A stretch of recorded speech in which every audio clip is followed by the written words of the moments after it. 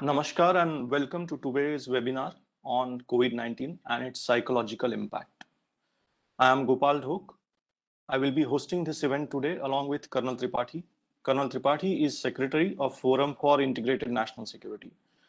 While pandemics are not new to humanity, world has seen several of them, be it Black Plague that changed Europe forever or Spanish flu in the last century.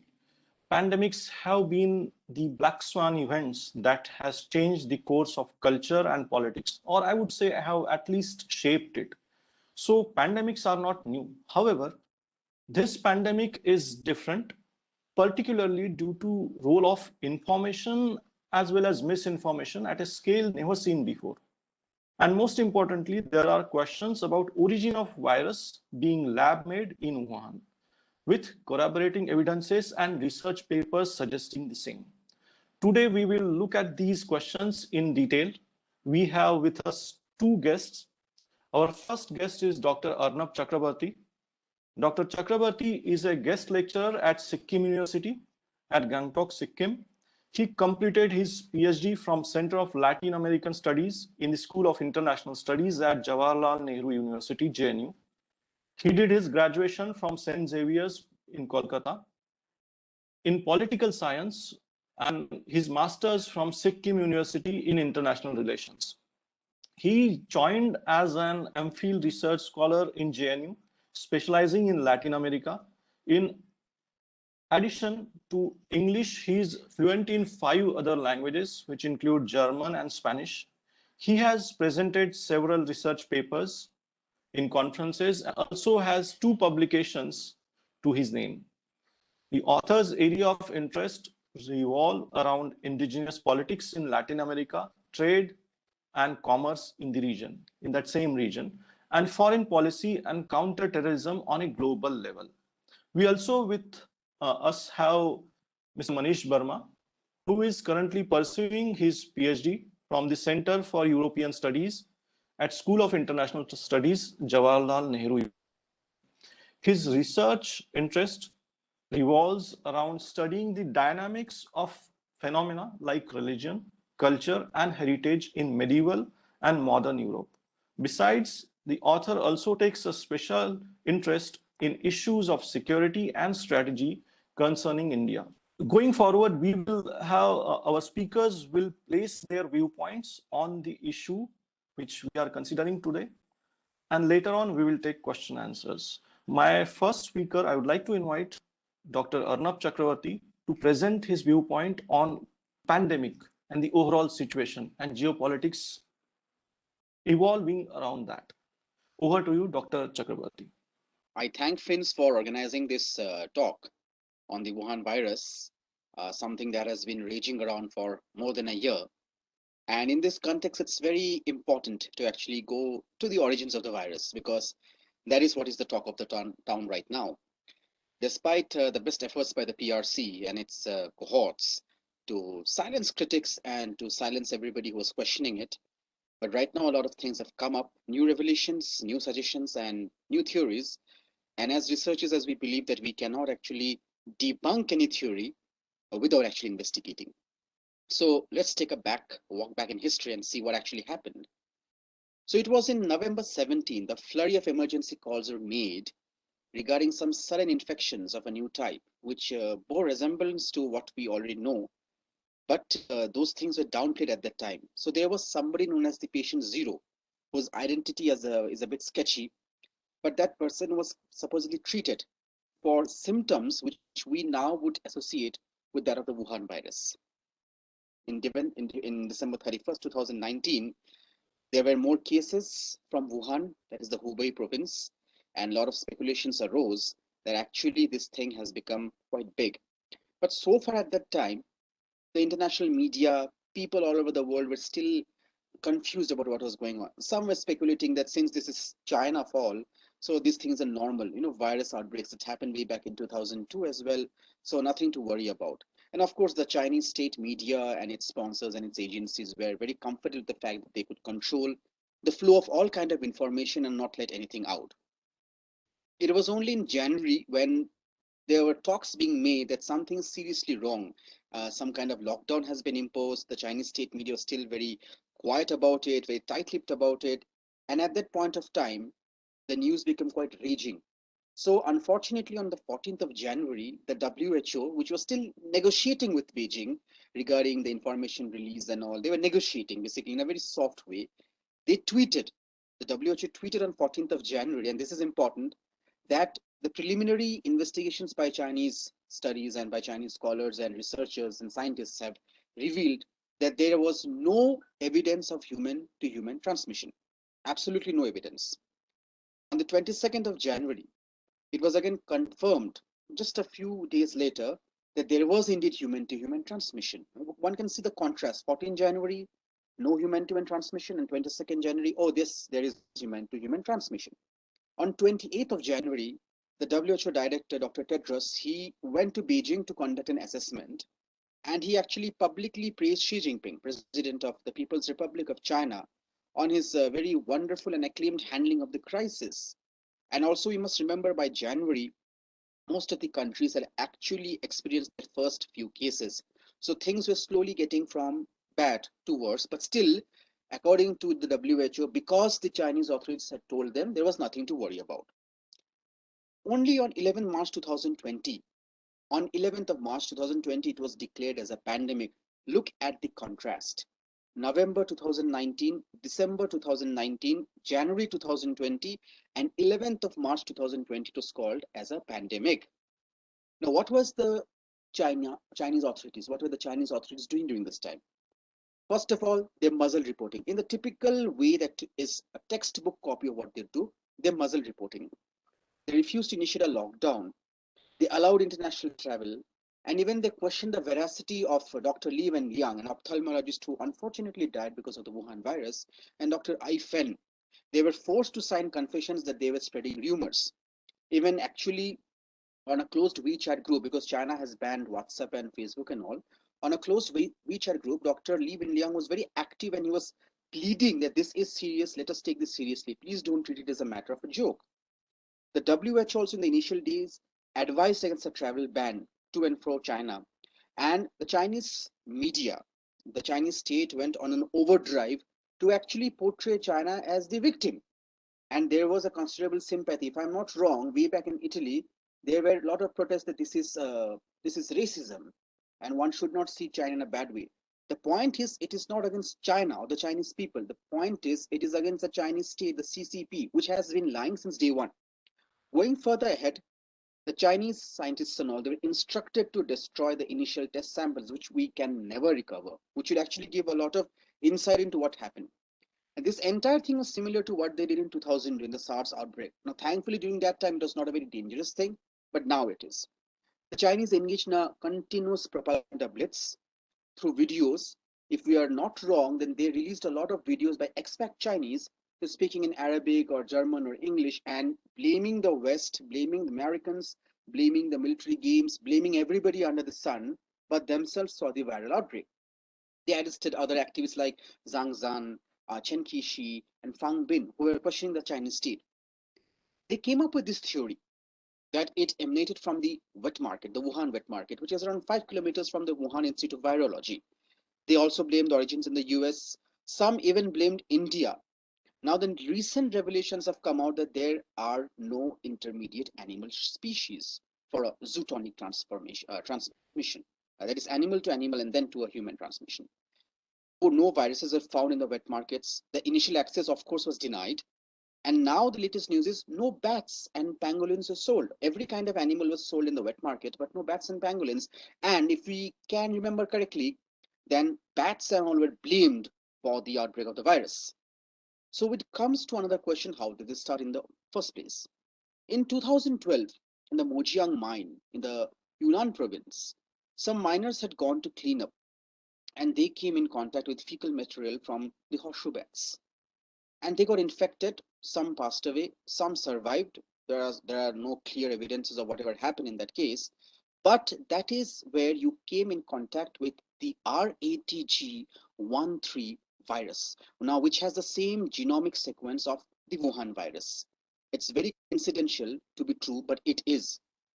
That is where Professor Nikolai Petrovsky Professor Giuseppe Trito, and Dr. Li Menyang. They came forward and they agreed that it is man-made. And Dr. Li Menyang, she being Chinese and she knowing how the system works, she was very open and categorically stated that China was contemplating on a non-traditional biological weapon. That is her statement. So way back, former President Trump, he openly called it the China virus. And when asked why is it the China virus, he said because it came from China, for which he was castigated. Then you had Taiwan, which unfortunately was pleading with the WHO and the rest of the world to allow it to speak because they had information, but they were silenced. Australia under Scott Morrison, later on, Brazilian President Bolsonaro also spoke of a possible pathogenic weapon. The European Union, the US, and even India, they all called for an investigation. In this case, when Scott Morrison first claimed for a proper impartial investigation, the response by the Chinese was a complete blitz.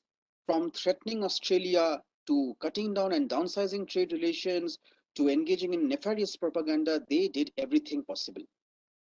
The guided WHO investigation of this year, January 2021, the guided WHO investigation, even though it gave a emphatic conclusion that this is a very natural kind of virus, it has a natural spillover, but there were a lot of gaps and questions. Not all the members agreed on it.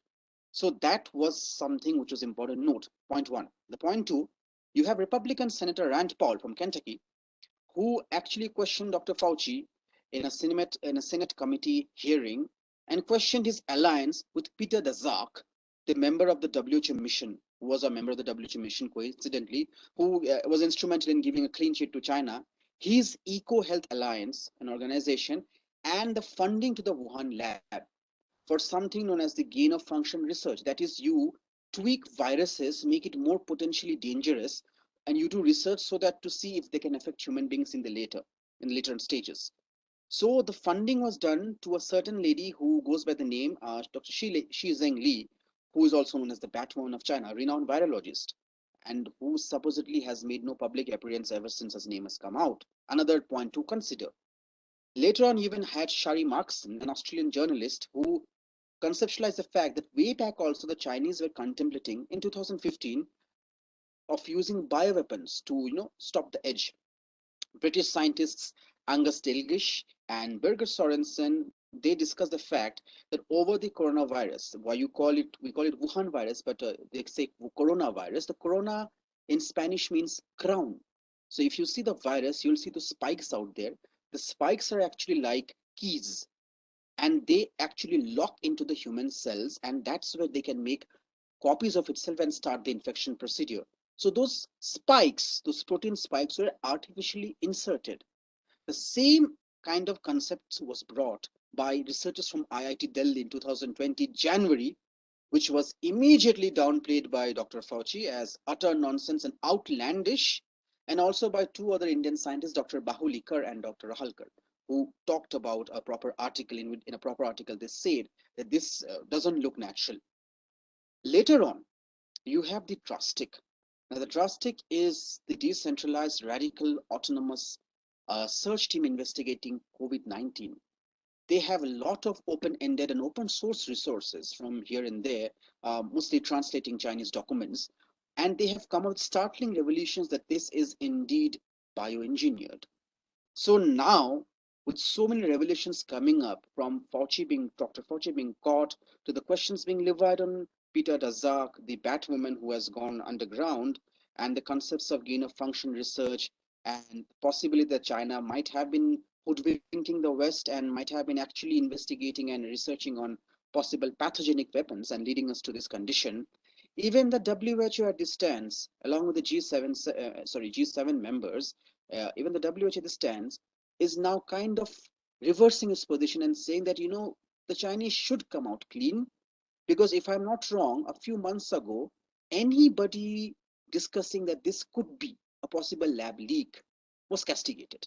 Anybody, not just former President Trump, but any common citizen. So now, even the social media giants are actually not coming forward and trying to ban people who are talking about this issue.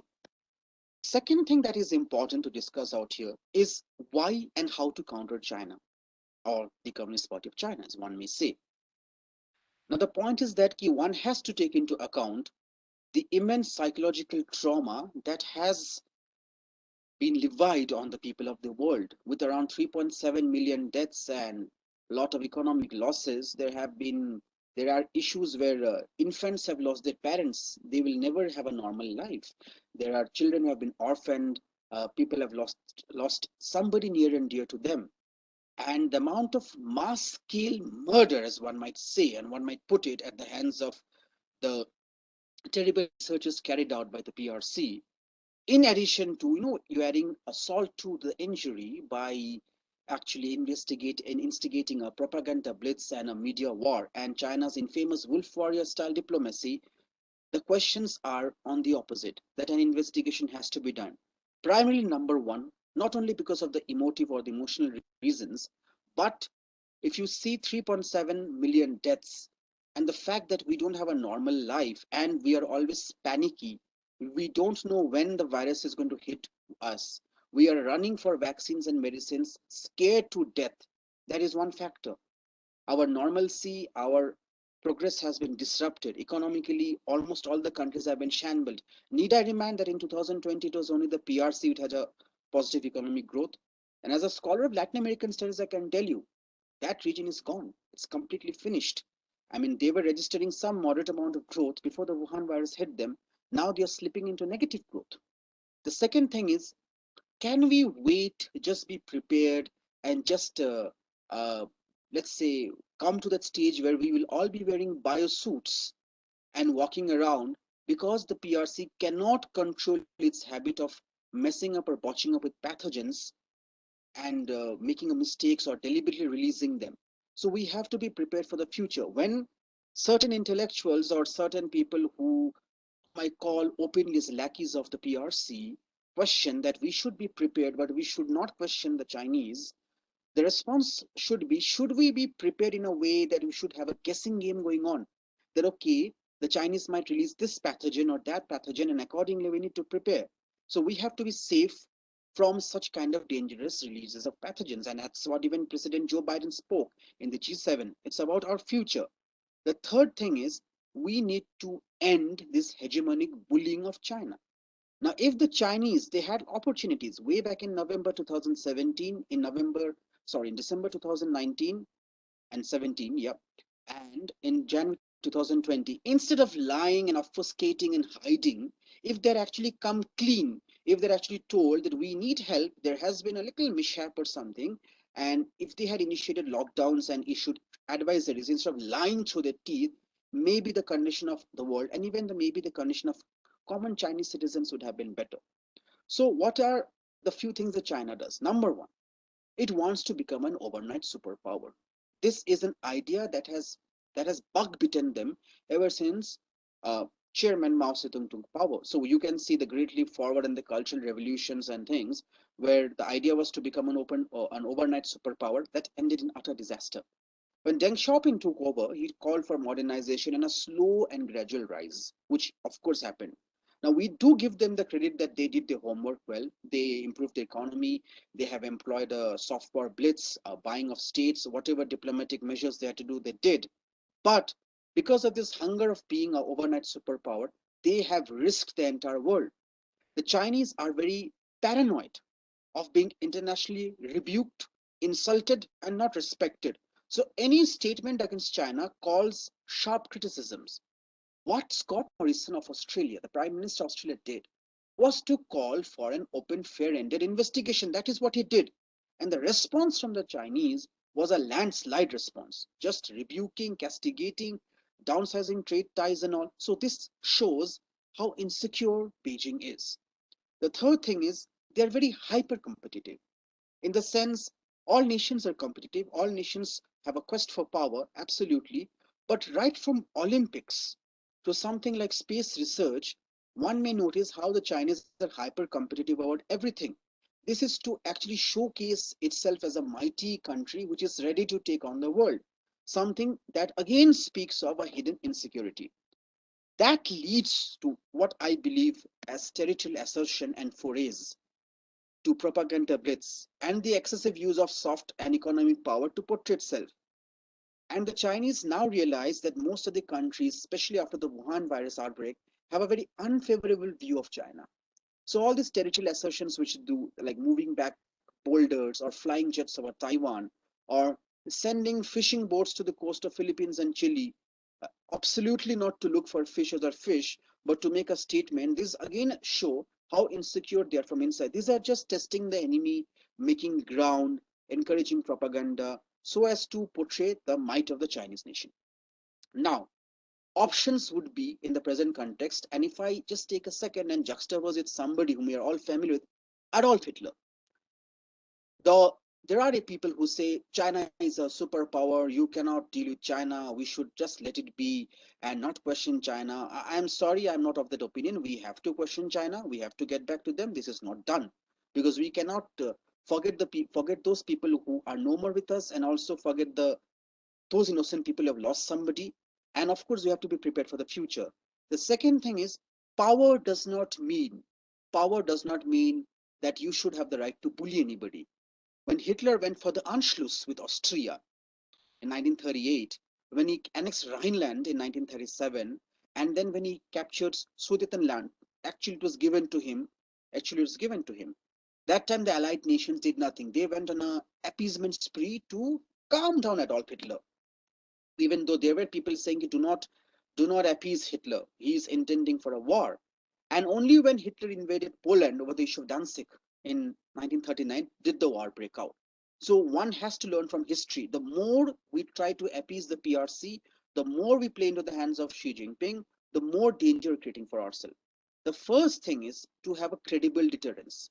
Credible deterrence can be military in nature, it has to be diplomatic in nature, and absolutely it should lead to something which is diplomatic and economic isolation. That is important because the Chinese, they fuel their machine, their growth machine, with the help of their powerful economy. So we need to check on that.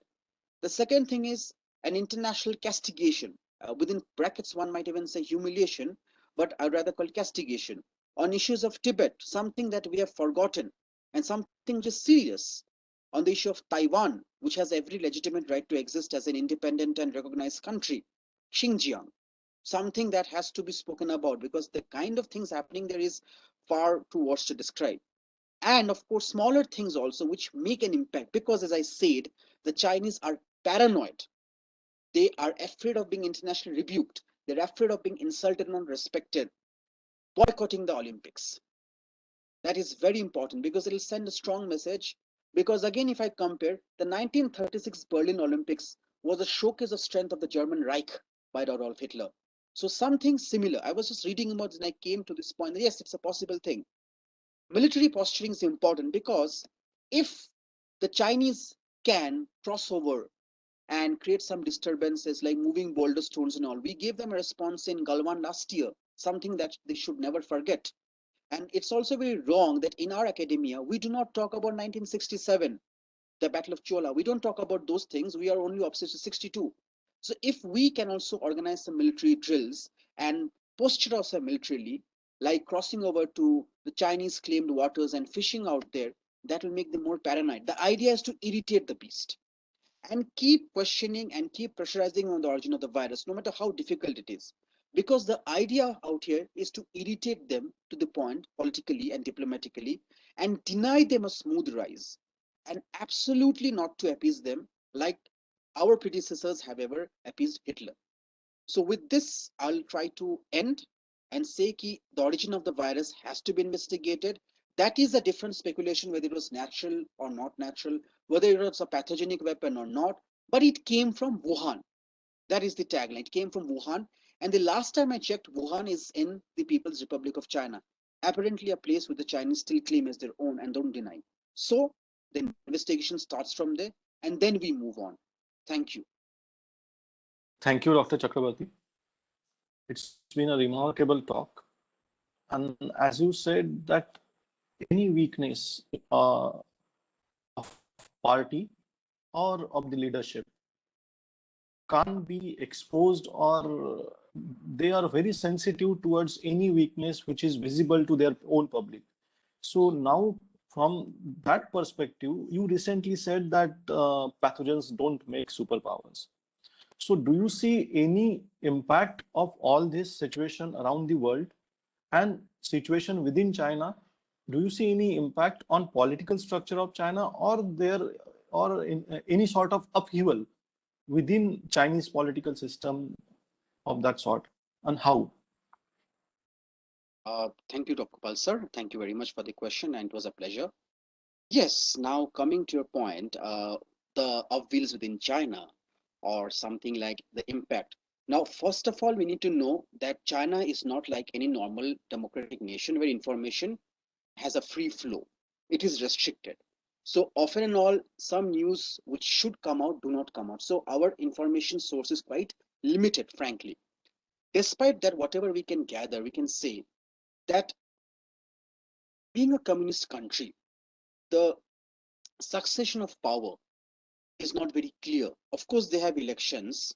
Yes, they have. They have a constitution. They have actually a very fine-tuned constitution. I've had the pleasure of reading a bit of it long time back. But still, they do not have a normal succession of power.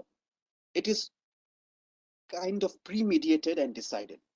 So, just like Mao Zedong, who was all in all, you have President Xi Jinping, who is the president of the People's Republic of China. He's the general secretary of the CCP, the Chinese Communist Party. He's also the commander in chief of the PLA, and he has dozen other titles. Because in PRC, you have a lot of committees, standing committee, this committee, that committee, anti-corruption committee, and he is the man who dominates and dictates everything. So basically, in a typical communist country, you have all the powers in focused in one hand. You have no checks and balances. That is the first thing. Of late, what what the Chinese were doing was that there was an aggressive marketing and image propagation of the president through very anime videos or rap music or Chinese pop music and all. They were doing all that kind of softly building up president's power, like he's like the man of the time. He's the man who can save China, who can lead China to glory. It does sound similar to what happened with Mao Zedong and Joseph Stalin. So as a result of which, what happened? You had opposition because in any power struggle, democratic, non-democratic, yes, or a communist country, you have opposition, some sort of, even within the party you will have. That's natural. It's a natural political psychology. But those leaders were removed through anti-corruption charges, and there was immense control over public life and a lot of scrutiny. So China was rising. President Xi Jinping was the talk of the town.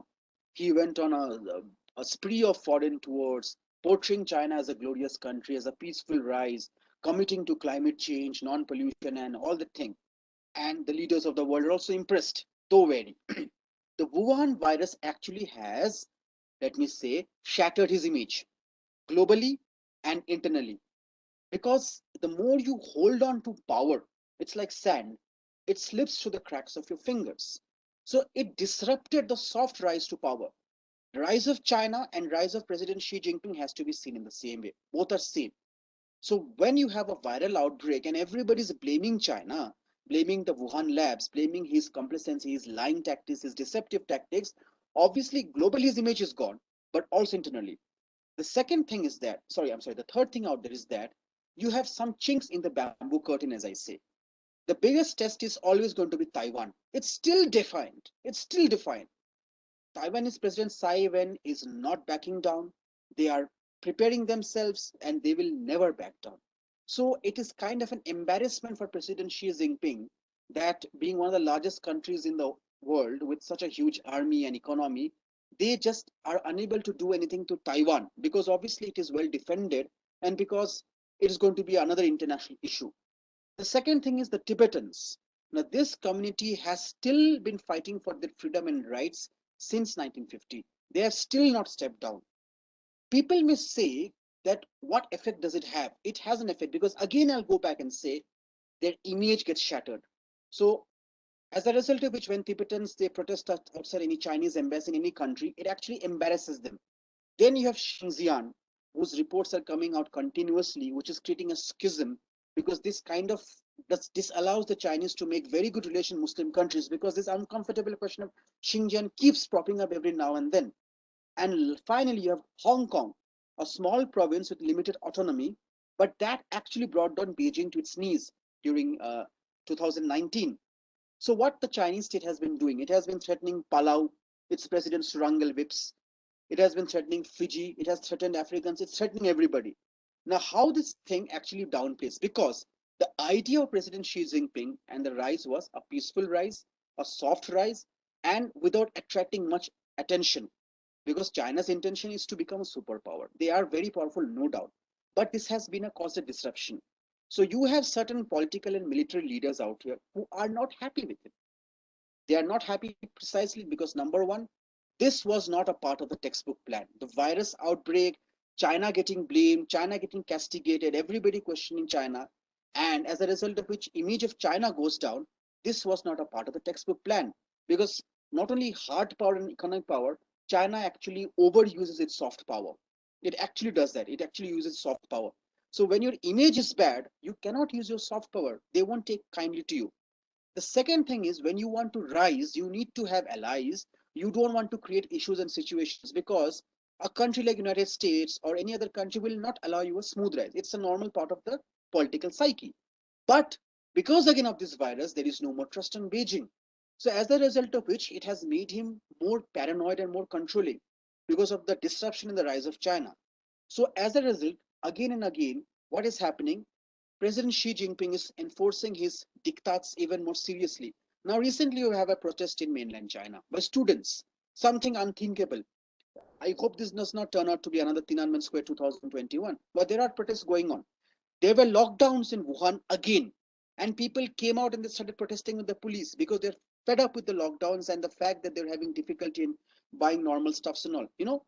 We, as I say, the fight is not against the people of China because they are the ones who suffered the most under such an autocratic regime and such a president who is completely unaware of the realities around him.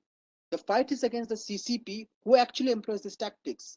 You have restive sections in among the miners who are forced to work long hours in mines. You have restive sections among the people who are laborers and they're forced to work long hours without proper pay and with the proper pay and benefits. So if you see China, you will find on the west of Xinjiang, which is restive, you have the Tibetan Autonomous Region, another restive region. You have Hong Kong, another sore point, and then you have Taiwan. And then you have also reports coming from Inner Mongolia, which borders Mongolia, the northern side of China, that even people are out there are not happy. So who are happy in China? Personal friends of President Xi Jinping. Apart from that, there are even Communist Party officials who are not happy because of the fact that they have also been targeted by the president because he feels they are a threat. So, of course, this virus outbreak has created the fractures even more evident. But because of the fact we cannot have very authentic information from China all the time, the flow of information is slow. But with whatever we have, we can conclusively say that this has not only shattered President Xi Jinping's image, it has not only created a disruption in the rise of the power of the Chinese state, but it has also created boiling points and flashpoints and anything can happen. That's up for speculation. Thank you. Thank you, sir, for allowing me the privilege. And congratulations to Dr. Arnab Chakravarti for this extremely informative presentation. To Dr. Arnab, my question actually slightly goes against the grain and it's speculative in nature. I mean, we have all heard of this chorus building up, especially of late in light of new revelations that we need an inquiry, the world needs an inquiry. And as you just mentioned that now even WHO has sort of reversed in its position. Uh, Prodding China for an inquiry, but I see some foul play over in here. It's absolutely completely a personal observation on my part. Maybe WHO is reversing its position, knowing very well that it's been 1.5 years, if not more, ever since this virus broke out. And maybe the Chinese have already obliterated and destroyed all the evidence which remained. And now, if you have an evidence team or any, let's say, a global team or multinational team visiting that site, and in all likelihood, and there is a likelihood that they actually might not end up finding any evidence. So, don't you think that only exonerates China? And as you mentioned, their lackeys, they get a real shot in the arm. See, this virus, at least this is 1.5 years. Actually, it's more. See, I'm quoting a very conservative time frame. It's at least 1.5 years in the making. So this chorus and this herd mentality, we need an inquiry, we need an inquiry. So my question to you is, how plausible and how practical do you think such an inquiry is, considering the factors which I just mentioned? Thank you. Thank you, Manish. I think this is one of the most important things that we need to ponder about, precisely because of the fact that obviously by now the Chinese authorities must have had a lot of time to remove traces and evidences and all. And obviously, if nothing is found, let's say there is a proper, free, impartial inquiry, if nothing is found, then it gets, as you say, it gives a shot in the arm to all the lackeys. True. But there are two options out here. Either we do nothing, that is, we don't call for inquiry, because that's one, let me go that. Either we don't call for inquiry at all, or we go for inquiry. Now, if we don't call for inquiry, this automatically gives China a kind of a clean sheet. It's like you're backing down. If you give a reason like this, that okay, maybe the Chinese by now have removed all traces and all, that is also speculation. This is a pathogen. This is a lab. Do you think the Chinese would go and dismantle each and every structure in a lab? Do you think when you go for investigation, there cannot be proper saluting, that nothing can be found out? That is kind of a little far-fetched, I think. On the other hand, if you do not have any inquiry, if all the countries suddenly back down saying that maybe the Chinese by now have destroyed all the samples, so no point of doing an inquiry, then the Chinese will come and say, look, we are telling you do an inquiry, now you're backing down, what is this? We know the WHO, I do not want to castigate an international organization run by the UN, but I'm sorry to say the WHO has been a hand in glove. Maybe not all, but certainly the director has been a hand in glove. He has been very pro-Chinese, and I don't understand the logic behind it.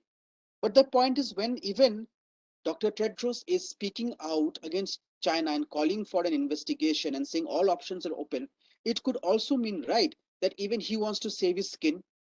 It could be. I'm making a speculation. It could be very much he wants to make his save his skin. Look at Dr. Fauci. Manish, just look at this thing. Everything was hidden and silent, and you write against the Wuhan virus. You call it a lab leak. You call it a pathogenic weapon. I did it. I got banned. Anybody doing what was getting banned on social media. Now you're not getting banned. What is actually happening is that the pressure is mounting. We also know very realistically that in this modern era, you just cannot invade China, or you just cannot forcibly go in and find out. But the idea, as I said, is to create a deterrence, is to create bumps, is to disallow the People's Republic of China a free hand in everything. The more you pressurize them, the more the Chinese get paranoid, the more they get angry, the more they get crazy. It is like you are, should I say this? It is like you're throwing stones at a rabid dog. It becomes more and more angry. That's how the PRC is. So as a result of which, I completely agree with you on certain issues, but I think it's very important that the investigation is carried out, first of all, because not all evidences can be wiped out. There is a very much significant possibility that some evidences will point out to something. You can never recover the initial test samples. They were already destroyed. And the world knows it. The second thing is, just like an example, when the Americans liberated the Auschwitz camp, when the Americans in World War II liberated the Auschwitz camp, I think it was General Patton, if I'm not wrong. And when the American soldiers reported back to Patton, the general, look at this, look. I think if I'm not wrong, I might be factually wrong or correct, I'm sorry, but some American general said, take out your camcorders, video cams, whatever you have there, photographs, and document everything. Because in future, people will come out and lie and say this never happened. They will say, the idea is, Manish, we need to document. Whatever we get in our hand is important. The fact that they lied, the fact that initial test samples are destroyed, we know it because it was documented. So a proper investigation needs to be done, and the pressure has to be there. The world has to come together and deny the PRC responsible for this pathogenic outbreak a free ride and a free rise to power. That has to be stopped. So that's what I would say. Thank you, Manish. Dr. Chakravarti, thank you very much for this very elaborate and very specific representation of China, especially the Chinese Communist Party, which many people fail to understand what kind of animal it is. But your understanding will make many people aware about its nature and how it works. And as you said rightly, that Chinese Communist Party and its leadership must be held responsible for all the follies that has been done. in the 1.5 year, as well as irritating Communist Party will be a critical point to bring them on table and hold them responsible. Thank you very much, Dr. Chakravarti. It has been wonderful hearing you. As we speak about pandemic, we will also need to understand relationship between India and China in the middle of the pandemic, and also internal situation that has evolved. Our speaker, Manish Burma, will speak on that topic. He will explore India-China relations, the middle of the pandemic, as well as he will explore the internal situation and how various factors are playing its role to jeopardize government's effort, or at least they are trying to undermine perception. Over to you, Mr. Manish. A very good morning to all present here, and I'm very thankful at the outset to FINS for giving me this opportunity to participate in this discussion. And carrying on from where Dr. Arnab had left, I would now specify or channel the discussion into three very specific domains: the military strategic domain, its adjunct economic domain, and the domestic politics, in particularly in India, which has we have been witnessing, especially in the aftermath of the second wave. Beginning with this strategic and military domain, I would like to give you all a context. August 2019, when Article 370 was revoked, immediately after the revocation, S. Jaishankar, our foreign minister, had gone on an official trip to Beijing. He meets his Chinese counterpart, the Chinese foreign minister, and essentially, as a sign of communication, takes the India's neighbor into confidence that this is an entirely internal act, parliament sanctioned by the parliament, and this is merely an act of administration. So we are doing an administrative reorganization. And India doesn't have any such intention to stake up any claims, sovereignty claims. Because again, if we go by the 1994 Parliament resolution, Aksai Chin stands very much as a part of India. So, and of course, but that status quo would not change unilaterally. So, words to that effect and message to that effect was conveyed to the Chinese foreign minister.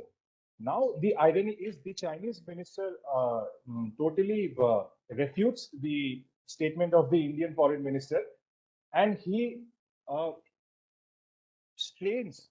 underscores on the point that during British India, Tibet and Leh Ladakh, since it had no boundary, the Tibet Autonomous Region and Indian part of Ladakh, so hence a question of an re-administration or a boundary created between Ladakh and Tibet simply does not exist. Now look at the double play in here. China de-recognizes the McMahon line because it is a colonial line. But in case of Tibet and Ladakh, China upholds that same colonial line. So one thing is very apparent, that all these last 5 decades, in the name of a dispute, I totally disagree that this is a dispute. All this while they have been building up on their comprehensive national power. In the name of negotiations, China has been buying its own sweet time. And I think of late that strategic ambiguity between our relationship is over, which is, I believe, to India's good. Now coming to contemporary facets, China recently launches a Galaxy 1 satellite named Galaxy 1. It's a dual-use satellite. But what our Indian military experts have observed, that these satellites work very well in low latency and even in inclement weather conditions. So real-time mapping and real-time information of all Indian troop movements in that area and vicinity stretching up to Himachal is readily available to the Chinese troops, to the Chinese military. Because what we have seen in our TV coverage last year during the entire Doklam standoff, it was essentially a coverage reduced to tactics and conventional aspects. But if we look at the build-up in that area, a lot of fiber opticals have come up, low frequency radar, high frequency radars have come up. They are heavily investing in what we see as information warfare. They are investing in, they are laying out these huge, enormous stretches of fiber cables. And coupled with that, with these kind of apparatus being set up, what China has done, they have now seemingly disengaged from the Pangong Tso area, but in Kangziwar and Rudok areas, they have hardened their positions. They are carrying out the military air force exercise, and in a first, they are carrying out a joint military drill with Pakistani army. I mean, drills between nations is an absolutely normal thing to do. But what has been noteworthy is the Pakistani army for the first time is conducting a drill with the Chinese army in Tibet. So these portends, these entails a very worrying scenario, I would say, for India, and it's high time all the talk of investing into commands and joint theater commands, synchronizing all the our battle assets together. I think I really hope it gets done sooner than later. And I'm sure to that effect, the government and the Indian armed forces must be devising their own plans. Now, and one more aspect which came out of those last year's Galwan exercise, and this is all linked with COVID. At the time when India was grappling with COVID, they encroached in Galwan. What we saw was a flurry of misinformation campaign being spread by the Chinese state, ISPR, and very pliant channels and networks inside India's country. People with absolute no iota of knowledge about security and strategy. These are people, well-established people in mainstream media. They went on for months and months inducing doubts. Now it can be well said that, of course, majority of the population wouldn't be falling for that kind of a propaganda. But even if, let's say, 10% of the doubt is induced, even in 10% of our population, I think it's a job done for them. So this is an aspect of psychological warfare. There are several terms we might give it to it: asymmetric warfare, fifth generation warfare, hybrid warfare. And during COVID, what we have seen now, coming to the economic aspect, the adjunct aspect of the military aspect, of course, except China, and this, of course, this recent data was published in the March and January to February quarter. Except India, and probably with the exception of China, the entire world is going through a period of very deep recession. Economies have been taken back by years. Now, again, we have been hearing this entire chorus being built up that Indian economy is in a state of collapse. The economy is in an absolute state of disaster. Now, to get certain pertinent points right, our fundamentals are stronger than ever before. Now, when we look at the sheer scale of cushioning efforts being done by the government, crores and crores of people with direct benefit transfers. You had consecutive 2 years where food grains have been doled out to people. The moratoriums on loan payments have been extended. So in such a scenario, with a lockdown or restrictions in place, you do not expect our country's, India's economy to boom. And this is exactly the kind of interplay which is happening in full consonance with the larger strategy devised by China, that when, due to absolutely external factors, mostly because of external factors, a country's economy or its larger internal political debates gets vitiated, and these are absolute weak points in democracy which are usually exploited. And talking about one more point about the economy, when all these things are happening, of course, there are enactment issues on part of the government. But what we have seen, that squarely the blame gets rested on the governments of the day, on the Indian government. And there is a section which is trying extremely hard to pinpoint all the blame squarely on the government and absolutely forget even, mentioning the role of the Chinese or big corporations involved. A vitiated atmosphere is being trying to be created, because this is something, actually, as the Prime Minister said, in probably once or maybe once in several centuries even. So in that case, the communication systems need to be very up to the mark. And regarding statistics, before I move on to the more precise section, regarding statistics, what I see is during this economic distress, see, this time the virus has also spread to our internal rural areas. Unlike the first wave, which was essentially restricted to the urban areas, Now, what that entails is a movement has happened from the urban rural areas to the urban areas. So, in at least this going to be a temporary phenomena for the next 4 to 5 months. There will be a huge push in manufacturing, and if we link it up with the MSMEs, there will be a huge spurt in jobs, and most of these will be quite high skill jobs. Now, for low skill jobs, government already has a 1 lakh crore infrastructure pipeline in the bay, and as soon as it gets kick-started, one example, if I may give you the Bharatmala project, the enormous highway project, and the moment that kick-starts, there is absolutely no doubt that those highways will be having a huge, those infrastructure projects will be having a huge multiplier effect in terms of not only job creation, but also overall the improvement of India's economic health. But we might enter into a peculiar situation because the services sector has been the worst hit during this phase. Your hospital, the aviation sector, the hospitality, the hotel sector. So we might have a two-track employment scenario where the very skilled and the absolutely unskilled people, there are employment avenues for them, but it's sort of the semi-skilled population or the semi-skilled workforce, basically employed in the services sector, who might remain unemployed for at least 2 quarters or so. So this is the essentially the economic aspect which I have covered. Now, the third dimension which I am about to speak on is the internal politics and the kind of sabotage which has been tried to be instigated inside the country.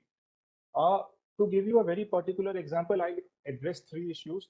Once this internal politics or a certain ecosystem is solely they have tried to pinpoint the blame on the government. With second, what they have done, they are trying to normalize this virus as if this disease is some routine viral infection, an established disease for which we already had an established medical cure and vaccines, and hence if there are deaths happening or if this India has suffered, the entire world has suffered, it's entirely, as I say, of course, a part of the blame does lie with the specific governments. Entirely, it lies with the government. So, to give you an example, because a lot of hue and cry, brouhaha is raised over freedom of speech and expression whenever government tries to regulate any sort of irresponsible coverage, media coverage. America has a HIPAA Act which they had passed in 1996, which bars media coverage during epidemics if they at all they find that that coverage contravenes with some basic ethics. For example, this year and even during last year, many COVID-related deaths in America were incarcerated. Hospitals had ran out of capacity. Many of those bodies had to be disposed of. But you didn't see the kind of streaming of those visuals which we saw in our country, the lighting of those fires. Again, there's that psychological aspect behind it. You see, it's the cradle of democracy, right? It's apparently the ideal democracy in the world. Japan has a state of the emergency legislation, which they had passed in 2012. Again, this time around, they have made amendments to the legislation where if any such kind of irresponsible reporting is found, heavy penalty is imposed. We have seen that same trend happening in India. A cycle of chaos has been tried to create. Ultimately, see, from day one, the initiation itself, doomsday scenarios have been predicted. Now, let's give an example that there is this hue and cry going around that India's vaccination policy has been a failure. Now, vaccinating a country of more than 1 billion people is, of course, a lengthy process. It's not a crash course or a pilot project where there is a 2-week period taken. And even if we look at the average speed, India has managed to vaccinate almost about 25 crore of her people. Now, if we compare it with America, which supposedly is having the best vaccination rate at the moment, America has vaccinated around 29, 30 crore people, 300 million. America has vaccinated these many people in 5 months. We have vaccinated these many people in 4 months. So if we look at the global yardstick, in no way is this process a failure. Of course, we need to ramp it up, and I'm glad to see that corrective measures to that effect have been taken.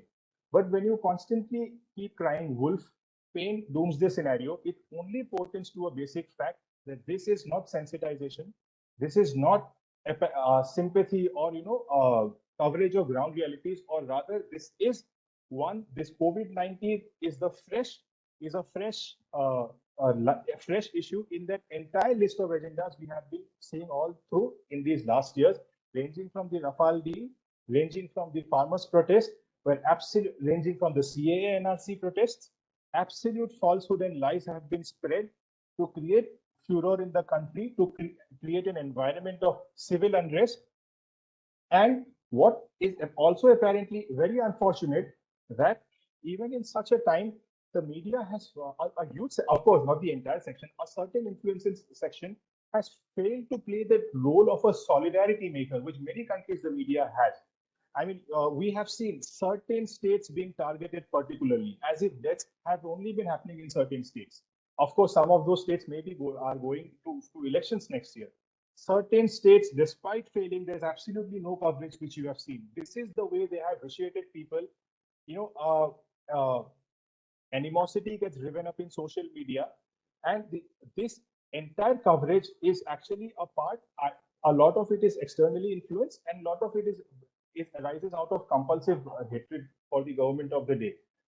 So, as I conclude my brief, I hope it was brief comments, my brief lecture. What I see going ahead is the traditional facets of governance or the traditional facets of lawmaking are not seeming capable enough in assuaging or convincing people across the world, especially in democracies. We have rightly entered an age of psychological warfare, an age of asymmetric warfare, where misinformation or rather disinformation rules the roost, and where your ground realities would be completely ignored, and artificially some issues would be tried to be raked up. And what I foresee is most of these are happening with a clear intent of regime change, and to induce a prolonged period of civil rights, civil anarchy, and instability in certain countries. So thank you. I'm through. Manishji, do you see this as a war between democracy versus a one-party communist state, especially when we consider that there were a lot of political commentators who had hope about India as a flag bearer in the time of pandemic, and India has done a good job. But in terms of perception, there are certain weak spots, or there are, I would say, there are certain elements which don't want India's perception to be right, to be precise. So how do you see it? Is it just a anti-India campaign, or it is a broader anti-democracy campaign by a country like China? Yeah, thank you for the question. And as a response to which, I would say that it's I think, combination of both, because the Chinese state's activities of India, it's not something new. It's just that the forms are evolving, the instrumentalities are evolving. It was very overt before. Now it's taking the form of a very covert sort of a warfare, where increasingly their investments which they have made in their, spying abilities, investments in terms of leveraging technologies, then investments in terms of electronic warfare. So they are trying to leverage all of it against India, because democracy is, by its constituent, they have their own failings. We have been told ever since I am a student of political science, that it is a perfect system of governance, and which I completely refuse. No system is a perfect system of governance. Every system has been evolving. Evolutions have happened since the past 1,000, 1,500 years, maybe even more. These evolutions will keep happening. And a country like India, with a multi-party political system, absolutely free and unregulated media, and especially with the incoming of a nationalist, and I would actually say a real practical government. I mean, I wouldn't even put the tag nationalist in that sense to this government, because we have been at the forefront of rescue operations worldwide. right from Operation Rahat, when we brought back our Indians back when there was instability in the Middle East, to going out of our way to help countries with vaccination. But then, of course, we have a very civilizational conception of a nation, and there is a particular established breed of ecosystem which simply doesn't comprehend it, or rather pretend not to comprehend it. So, if we have a government which is now solely working in India's long-term, medium to long-term interests, so of course now the activities have heightened in China's part. And talking about democracies versus communism, I don't think so, because I feel it's a very far-fetched debate, because because the same democracies are refusing to waive patent waivers regarding these vaccines. We all saw the American vice president yesterday, day before, giving a statement where she openly threatened migrants from entering into American soil. And this was the same person who was making a hue and cry over it when the previous supposedly fascist president espoused similar views. So essentially, it seems a nexus between these huge corporations, lobbies, and it's similar when we carried out nuclear tests, they sanctioned us. And today, when we have devised the world-class vaccine, they are refusing to give it FDA approval, because then it eats into their market share. So I think more than democracy versus communism, I would say it's a clash of values. It's a clash between India's Sanatani values versus values of proselytization, where every crisis, every major event is seen as a way to feed off people's miseries and to carry out conversions of all sorts. I'm not just talking about religious conversions, but also sort of conversions in terms of mindset, in terms of ideology, where they try to induce systemic changes in those countries. I would say it's a clash between values, essential values between a country who's like India, whose relative rise threatens nobody. I mean, 30 years before the Bhutan was comfortable with us, 30 years before Sri Lanka, Mauritius, Maldives, Bangladesh, they were comfortable with us. Now, when we are far more stronger, they're still comfortable with us. So, I mean, our relative rise has not threatened them in any way whatsoever. So, I would say it's a clash of values for sure. Of course, a clash between a communist country, our northern neighbor, and us. Clash between democracies and communism, I would reserve my judgment, at least as of now. Thank you. Tripathi sir, any further question?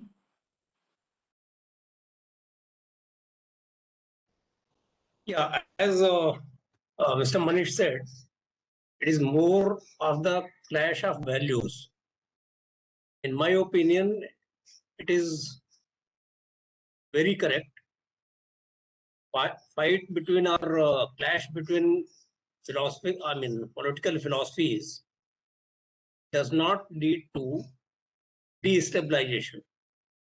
Political philosophies, they go for establishment of their philosophy.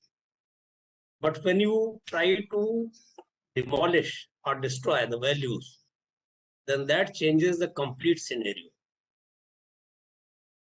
And what I find in the present pandemic situation, within the country and outside the country, the ones who are supporting Chinese viewpoint, they are more busy in destroying the values of the Indian ethos and culture.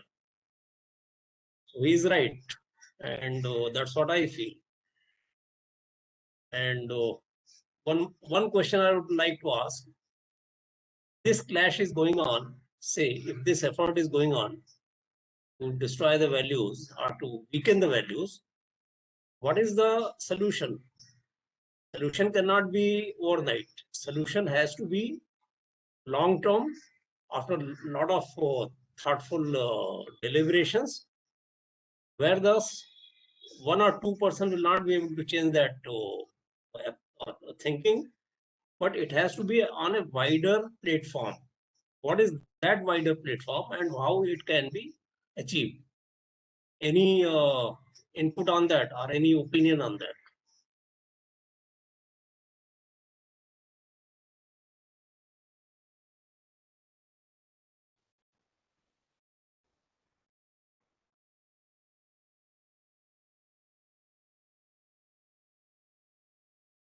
As an answer to which, in whatever limited knowledge and experience I have had over these years, I see a three-pronged response to it: how to safeguard those values and how to uh, keep this state, the Indian nation state, thriving for the foreseeable future. Uh, First is immediate. We immediately need to tide over this current pandemic which has hit us, because as you have seen, there are elements within the country, they have left no stone unturned in mocking the government's Herculean efforts, absolute alacrity and the absolute diligence and steadfastness that this administration is work. Of course, we are a country of 135 crore. There will be a very, very unfortunate scenarios. I, having myself recovered from this disease. So the first point, we need to immediately rein in over this virus, which thankfully this virus is on the wane. Now that is also contingent on the fact that our neighboring nation doesn't release a different virus.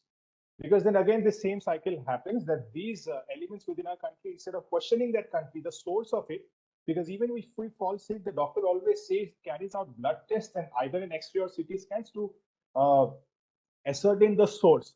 Without knowing the source, you can't keep having different popping in different types of medicines. But barring the initial first few days of failure on the part of governance at all levels, central governance levels and state governance levels, I think we have gotten hold of the situation as of now. And it's no coincidence that last January and February, our cases were low. We had defeated the second wave. We were giving vaccines to the world. Our economy was rebounding. And isn't it a coincidence that a second mutant variant gets released? So these are issues which entail serious investigation. Second point, which I would say it as medium term as a response to Colonel Sir's question, these values and going ahead is I would say the medium point is this immediate Chinese threat, because I have been following satellite images in above the Arunachal junction near Tawang and Kangziwar and Rudok areas. They are carrying out massive deployments, and these are not merely deployments, they have built-in hardened shelters, which essentially means they are here for a long grind. So we need to finish up setting up our joint theater command, and I'm sure Colonel Sir will be an expert in that. The Air Force Command, the Joint Integrated Commands, and we need a more network intensive military forces. The start of which has fortunately begun, and we need to complete that process as soon as possible, because 4 or 5 years from now, the nature of warfare absolutely changes. The third, as a part of a long-term solution to it, I think our institutions and especially our universities, we don't have a strategic culture in our universities. How many universities in India, how many universities we even have dedicated department for security and strategy studies? And what is their, let's say, contribution in terms of providing original research? We never invested in it. Maybe of late we have. And especially these matters get exacerbated if we go back little back in time, where for almost 1 year, an absolute sham in the name of Rafale scam, that hysteria was spread all across the country. And when the Galwan standoff had happened, with gay abandon, this lie was spread that they have the Chinese have occupied thousands of kilometers of Indian territory. Some 50,000, 60,000 soldiers have marched in, and it managed to gain some traction. No, we can't be satisfied saying that no, still majority of the people haven't fallen for that vile propaganda. But even if 10% have, for the adversary, it's job done. So at the academic level, we need a complete rehash of our syllabi, of our syllabus. We need to deal with this subjects very. See, it's not just the three wings: Army, Navy, Air Force fighting for it. During the Vietnam War, we saw the same thing. America didn't lose militarily; they lost by a way of narrative when their own population had turned against them. Not that I am supporting America's actions or otherwise. I'm speaking from a very value neutral perspective. So that supplementary fact, which acts as a force multiplier, it's a term used in the armed forces. So we need these investments in our universities. We need a common public to have at least some iota of knowledge about these security and strategic affairs, and somehow to get it across them that this is not just relegated to our borders. your own very lives, your households tomorrow might be affected by it, which they are getting affected by now. Almost every fourth household in India has a COVID patient. Many people have lost their near and dear ones, and this is only going to get intensified because one, the authoritarian regime, China, I don't think they are going to mend their ways because the history of communism doesn't inspire much confidence. Second, we have enough saboteurs inside our country whom I call fifth columnists who will happily toe their line and would know absolutely no stone unturned in the defaming and in the name of criticism, abusing their own governments in international platforms. Now, it's not just now limited to some newspapers or some NGOs. You have heads of political parties doing that now. So this is the level to which we have come to. So as a counter to which I mentioned these three strategies, the short term, the medium term, and the long term one. And I don't think I'll ever be, I have been able to satisfy Colonel Sir's query, but I feel I have given my best effort. Thank you, sir. Thank you very much for this wonderful talk on covering multiple dimensions of our challenges. These are what you have covered are not just challenges of today's time. They have been there and they have been multiplying. And suggestions you have made are very relevant and they have to be implemented in a short, medium, and long term for India to take its place in the order of the world. So thank you very much. It has been wonderful talking to you. Thank you.